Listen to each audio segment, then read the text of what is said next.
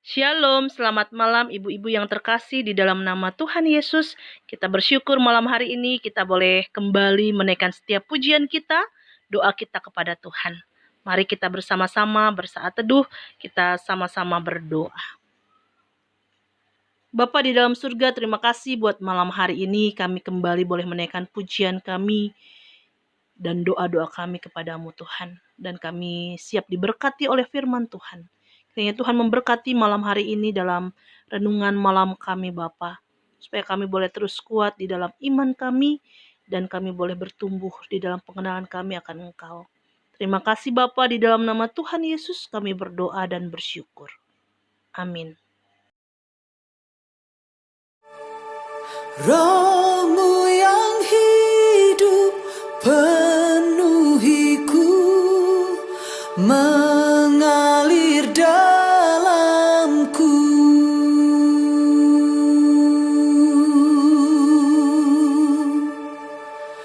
Jiwaku tenang bersamamu dalam naunganmu.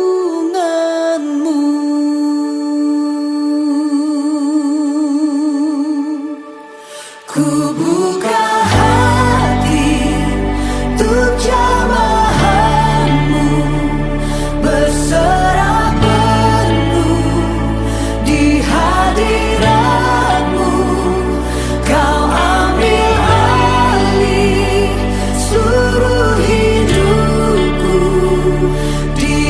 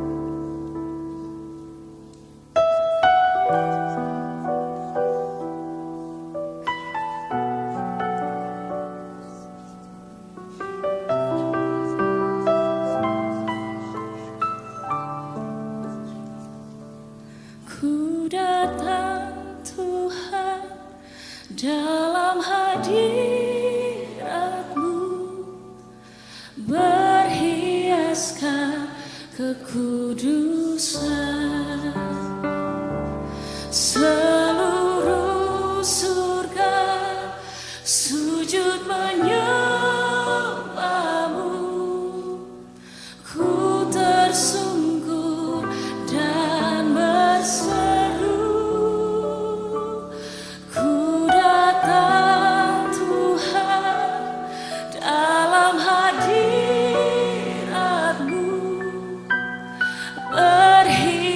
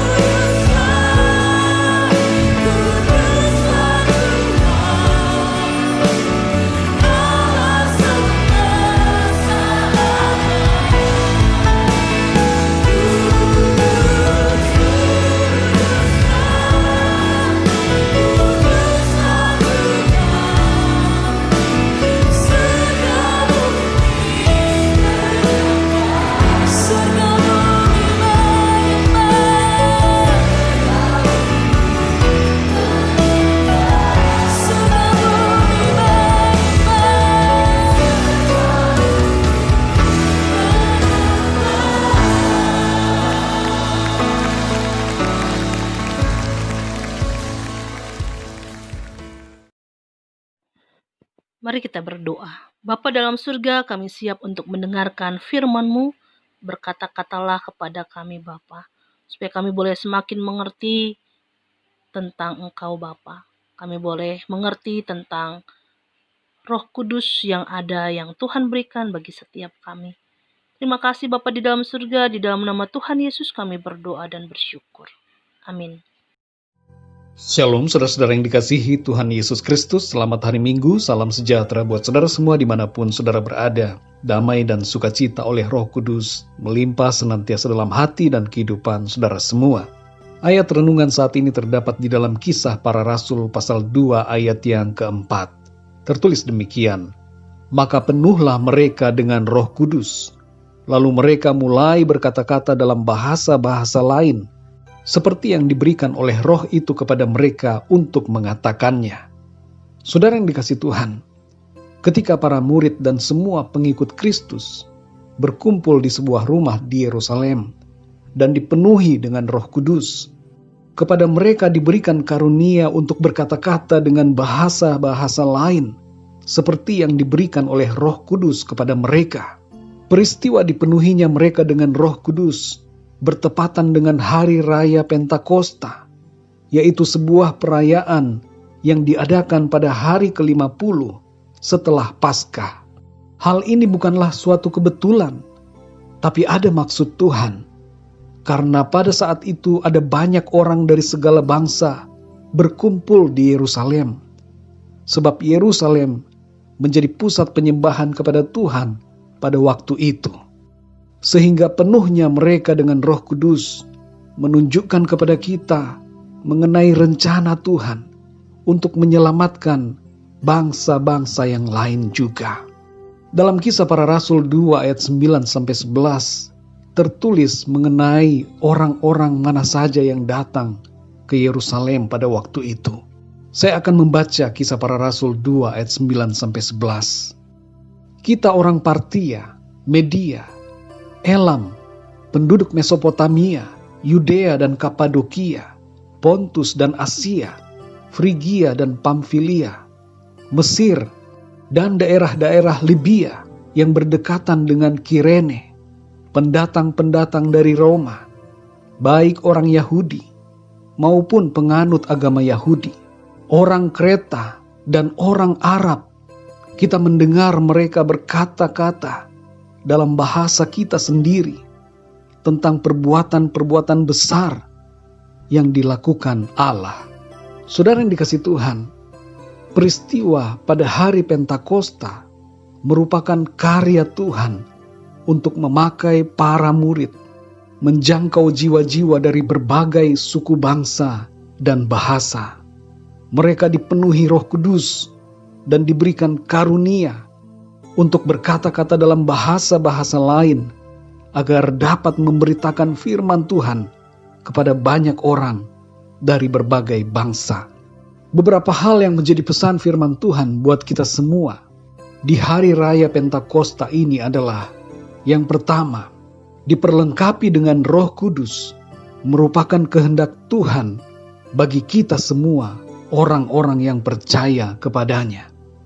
Yang kedua, ketika kita dipenuhi dengan Roh Kudus, maka kita dimampukan Tuhan untuk menjadi pemberita suara Tuhan bagi orang lain.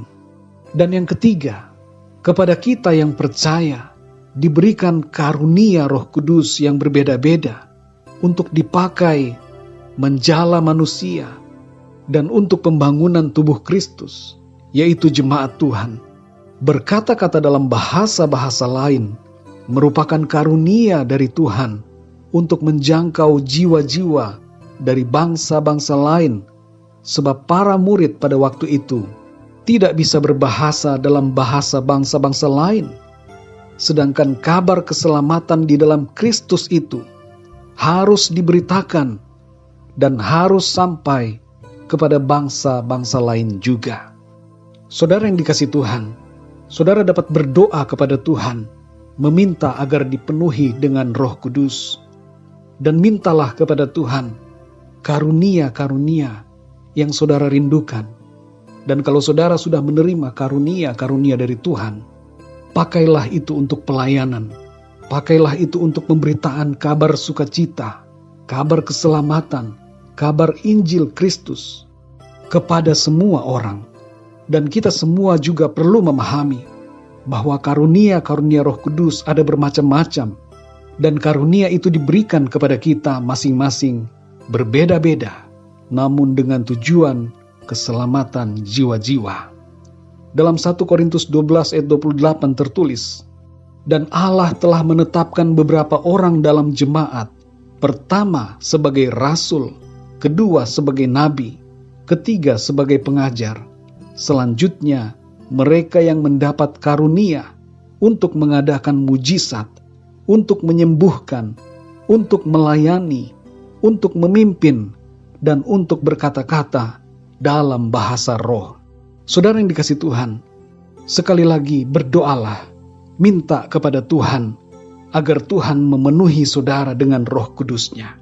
Kepada setiap kita yang percaya, ketahuilah juga bahwa kita semua sudah memiliki Roh Kudus. Dan permohonan kita untuk dipenuhi Roh Kudus merupakan suatu kerinduan kita, agar hidup kita dipimpin oleh Roh Kudus, dan agar segenap hidup kita memuliakan dan menyenangkan hati Tuhan. Tanda utama seorang yang dipenuhi Roh Kudus adalah hidupnya dipenuhi dengan kasih, damai sejahtera, dan sukacita, kesabaran, kemurahan, kebaikan, kesetiaan, kelemah lembutan, dan penguasaan diri. Orang-orang percaya yang dipenuhi Roh Kudus akan hidup taat kepada firman Tuhan, membenci dosa, dan mencintai kebenaran. Saudara yang dikasihi Tuhan, ada 3 pesan utama dari peristiwa pencurahan Roh Kudus di hari Pentakosta, yaitu: pertama, Tuhan menepati janjinya untuk memberikan Roh Kudus-Nya kepada kita semua, setiap orang yang percaya kepadanya. Dengan mencurahkan Roh Kudus-Nya kepada kita, itu menandakan bahwa Tuhan sungguh-sungguh menyertai hidup kita. Dia ada di dalam kita, Dia bersama dengan kita, dan menyertai kita sampai kepada akhir zaman. Yang kedua, Tuhan memakai hidup anak-anak-Nya untuk melayani Dia dan menjangkau jiwa-jiwa bagi kerajaan sorga. Dan yang ketiga, Tuhan mengasihi semua orang dari semua bangsa dan menghendaki agar semua orang mendengar kabar Injil-Nya, percaya kepadanya, dan diselamatkan. Mari saudara yang dikasihi Tuhan, jadikanlah diri kita sebagai orang-orang yang dipakai Tuhan dalam penuaian jiwa-jiwa. Karunia Roh Kudus bukan untuk disimpan bagi diri kita sendiri, tapi untuk dipakai bagi pelayanan dan untuk kemuliaan nama Tuhan. Mari kita berdoa saudara. Bapa kami di dalam surga, Bapa di dalam nama Tuhan Yesus Kristus, terima kasih ya Tuhan untuk kebenaran firman-Mu yang mengajarkan kami pada saat ini mengenai kasih dan kepedulian Tuhan kepada kami semua. Engkau memberikan Roh Kudus-Mu kepada kami untuk memperlengkapi kami, dan sebagai tanda bahwa Tuhan menyertai kami di sepanjang hidup kami ini. Kami bersyukur juga ya Tuhan bahwa pencurahan Roh Kudus-Mu menandakan bahwa Engkau sungguh-sungguh mengasihi semua orang yang adalah ciptaan-Mu. Engkau datang bukan hanya untuk satu golongan atau satu bangsa, tapi Engkau datang untuk semua orang dari segala bangsa. Penuhilah kami ya Tuhan dengan Roh Kudus-Mu, dan pakai kami untuk memuliakan nama Tuhan, menjangkau jiwa-jiwa bagi kerajaan-Mu. Pimpinlah kami ya Tuhan, supaya dalam hidup ini kami selalu memiliki kasih Tuhan, ada damai sejahtera dan sukacita dalam hidup kami, dan kami setia dalam melakukan kebenaran firman-Mu. Terima kasih ya Tuhan, penuhi kami Roh Kudus setiap hari, dan pimpinlah hidup kami untuk terus berada dalam kebenaran-Mu. Terima kasih Tuhan, terima kasih. Dalam nama Tuhan Yesus Kristus, Tuhan dan Juru Selamat kami berdoa dan mengucap syukur. Haleluya. Amin. Mari kita berdoa syafaat. Bapa di dalam surga, kami berdoa bagi bangsa dan negara kami. Kami memohon perlindungan, penyertaan bagi bangsa kami. Kami memohon kiranya Tuhan Engkau yang memulihkan bangsa kami dari virus corona Bapa. Supaya kehidupan berbangsa dan bernegara boleh disertai Tuhan, boleh dipulihkan oleh Tuhan. Kami berdoa juga Tuhan bagi iman anak-anak Tuhan yang meskipun beribadah di rumah, iman kami boleh terpelihara karena Tuhan menyertai kami Bapa. Kiranya Engkau yang terus memimpin kehidupan kami, bahkan gereja kami dan sekolah kami boleh diberkati Tuhan, boleh disertai Tuhan. Setiap pergumulan jemaat-jemaat-Mu boleh Tuhan dengar dan Tuhan menjawab sesuai dengan waktu-Mu dan kehendak-Mu dalam hidup kami. Kami mau berdoa juga bagi setiap kami Bapa. Kiranya Engkau yang terus memberkati kehidupan kami, Engkau yang menyertai keluarga kami, kesehatan kami, bahkan pekerjaan kami Bapa. Kiranya Tuhan Engkau yang mencukupkan setiap kebutuhan kami, dan Engkau yang terus menyertai kehidupan kami Bapa. Kami tetap percaya Allah kami adalah Allah yang luar biasa. Allah yang memelihara kehidupan kami, yang tidak pernah meninggalkan kami sedetik pun.